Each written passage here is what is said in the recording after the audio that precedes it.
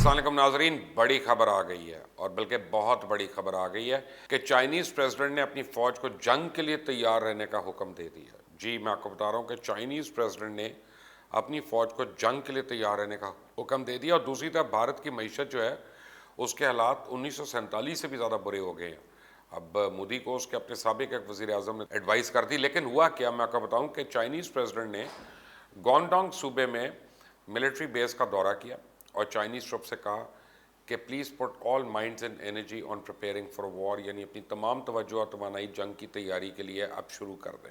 Chinese president ने PLA marine core का मुआयना करते हुए ट्रुप्स को हुक्म दिया कि स्टेट ऑफ हाई अलर्ट को मेंटेन रखें और एब्सोल्युटली लॉयल, एब्सोल्युटली प्योर और एब्सोल्युटली रिलायबल रहें अपने मुल्क और कौम के लिए। और जो लोग समझ रहे हैं कि ये सिर्फ एक रूटीन का बयान है, तो ये हरगिज़ ऐसा नहीं है। एक मुल्क का सरबराह अपनी फ़ौज को जब जंग के लिए तैयारी पकड़ने का कहे तो इसका साफ मतलब है कि बड़े फैसले किए जा रहे हैं। आपको मैं एक बात बताऊं कि वो वैसे भी कह सकते थे, लेकिन ये बात उन्होंने रिपोर्ट की है और ये इंटरनेशनल मीडिया में अब रिपोर्ट हुई है और ये भारत को बड़ा वाज़ेह पैगाम है कि हमारे से अब ड्रामेबाजियाँ बंद कर दो, क्योंकि हम अब तैयार हैं। और वैसे तो रियासतों के ना मुस्तकिल दोस्त होते हैं, ना ही मुस्तकिल दुश्मन। और इंडिया के साबिक वज़ीर आज़म अटल बिहारी वाजपेयी ने कहा कि हम तो अपने दोस्त अपनी मर्ज़ी से बना सकते हैं, लेकिन हमसाई नहीं। यानी इसका मतलब है कि हमसाई के साथ सिर्फ अच्छे ताल्लुकात रख के ही बेहतर ज़िंदगी गुजारी जा सकती है, ना कि दूर के दोस्त बना के हमसाए से दुश्मनी मोल लेने की। लेकिन बदकिस्मती है, मोदी को ये बात समझ नहीं आ सकी और इंडिया ही समझता है कि शायद इंडिया जापान और ऑस्ट्रेलिया से दोस्ती बढ़ा के अपने ताकतवर हमसाए चाइना को ज़ेर कर सकता है। लेकिन वह कहावत है ना, दूर के डोल सुहाने हैं, तो मोदी साहब दूर के डोल सुहाने हैं, लेकिन इन्हें लद्दाख बॉर्डर पर तिबले जंग की आवाज़ें अभी नहीं आ रही। हालांकि चाइनीज़ प्रेसिडेंट ने इतना बड़ा बयान दे दिया, लेकिन शायद अब वक्त आ गया है कि नरेंद्र मोदी को सबक सिखाया जाए कि हमसायों के साथ कैसा रहना चाहिए। और चाइना पूरी तवज्जो के साथ इंडिया की हर हरकत पे नज़र रखे हुए और इंडिया की तरफ से की गई किसी भी मशकूक हरकत पे इंडिया को ज़बरदस्त जवाब दिया जाएगा। चाइनीज़ फ़ौज की तैयारी तो बहुत पहले से ही है और चंद दिन पहले ही आपको मैंने अपनी वीडियो में बताया था कि कैसे चाइना ने लद्दाख बॉर्डर पे अपनी फ़ौज को सख्त ठंडे मौसम से बचने के लिए ready to assemble thermal shelters जो हैं वो फराहम कर दिए, जो हर तरह के मौसम सर्दी से फ़ौजियों को बचाएंगी और चाइनीज़ फ़ौज हर तरह के मौसम में लड़ने के लिए तैयार होगी।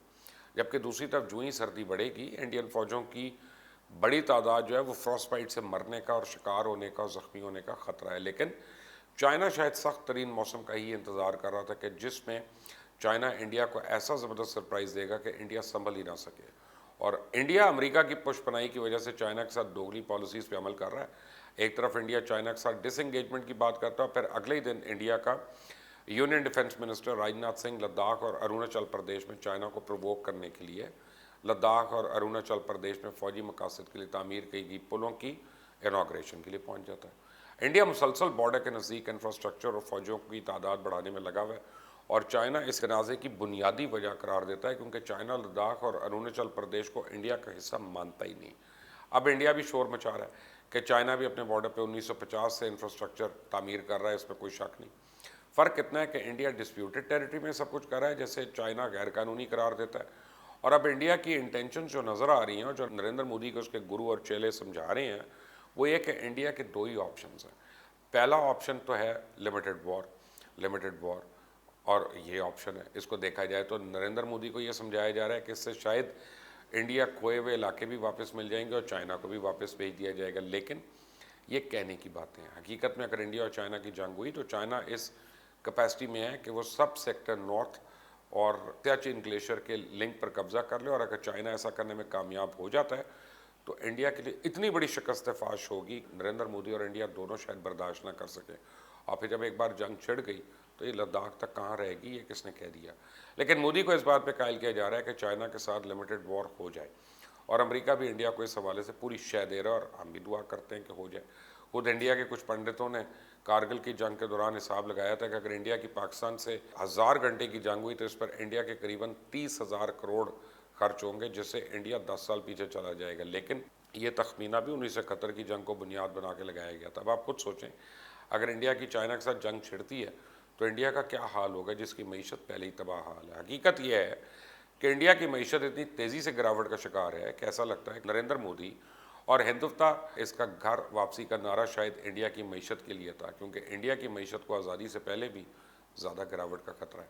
IMF के ताज़ा तरीन रिपोर्ट के मुताबिक इंडिया की फीकस GDP में 10.3% कमी का अंदाज़ा लगाया गया और इसके बायस ये गिर कर $1888 की सतह पे आ सकती है, जो गुज़िश्ता 4 बरस में सबसे कम है।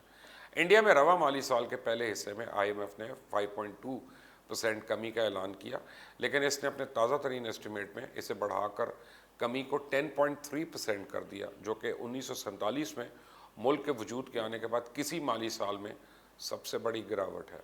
यानी इंडिया जनूबी एशिया का गरीब तरीन मुल्क बन गया। बांग्लादेश, भूटान, श्रीलंका, मालदीव ये भी इंडिया से आगे निकल गए। ये है मोदी का इंडिया। अब इंडिया के पास दूसरी ऑप्शन क्या है? इंडिया के पास दूसरी ऑप्शन है कि इंडिया इस मामले को लंबा करे और लद्दाख बॉर्डर पे स्टैंड ऑफ बरकरार रहे और वक्त गुजरने के साथ साथ एक नई लाइन ऑफ एक्चुअल कंट्रोल बन जाए। जो इलाके चाइना ने कब्जे में लिए वो चाइना के पास रहे और वक्त गुजरने के साथ साथ मामला रफा दफा हो जाए। लेकिन चाइना के अज़ाइम तो पीछे हटने के नहीं लगते और अगर ज़मीनी हक़ाइक़ को देखा जाए तो जो सूरत हाल है, चाइना को इंडिया की फ़ौज पे एक बार फिर एज हासिल है और चाइनीज़ फ़ौज फिर अचानक काफ़ी इलाका कब्ज़ा कर सकती है।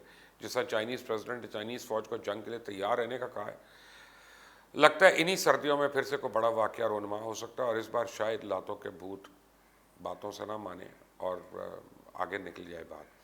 अब इंडिया को एक उम्मीद ये भी है कि शायद अमेरिका इलेक्शन के बाद हालात इंडिया के हक़ में बेहतर हो सकते हैं और अमेरिका, ऑस्ट्रेलिया और जापान चाइना को साउथ चाइना सी में वियतनाम या ताइवान के ज़रिए इंगेज करके चाइना को टू फ्रंटल वॉर में धकेल सकता है। और इस हवाले से अमेरिका के 3 एयरक्राफ्ट कैरियर्स ऑलरेडी मौजूद हैं और इससे इंडिया को एक एडवांटेज हो जाएगा। लेकिन चाइना पे दबाव बढ़ाने के लिए क्वाड मेंबर्स को चाइना के खिलाफ एक बड़े पैमाने पर टेंशन बढ़ानी पड़ेगी। सवाल ये आखिर ये बड़ी ताकतें सिर्फ इंडिया के लिए सब कुछ क्यों करेंगी? ये तो हो सकता है कि मोदी को ये बड़ी ताकतें मदद फराहम करने की यकीन दहानी कराएं, लेकिन इंडिया को चाइना के दबाव से बचाने के लिए ये ताकतें चाइना को साउथ चाइना सी में चैलेंज कर दें, ये आसान नहीं है, क्योंकि सूरत हाल में चाइना के तहादी भी खामोश नहीं बैठेंगे। ख़ासतौर पर अगर इंडिया चाइना के साथ जंग करता है तो पाकिस्तान भी अपने दोस्त की मदद से तो पीछे नहीं हट सकता। यानी दोनों सूरतों में सबसे ज़्यादा नुकसान इंडिया को उठाना पड़ेगा। अब देखना ये है कि नरेंद्र मोदी अकल के नाखून लेते हुए अटल बिहारी वाजपेयी की बात से सबक सीखता है या दूर के दोस्तों के सहारे अपने हमसायों से दुश्मनी जारी रखता है। आपका क्या ख्याल है? ऑप्शन 1 करेगा इंडिया या ऑप्शन 2? मुझे ज़रूर बताइएगा।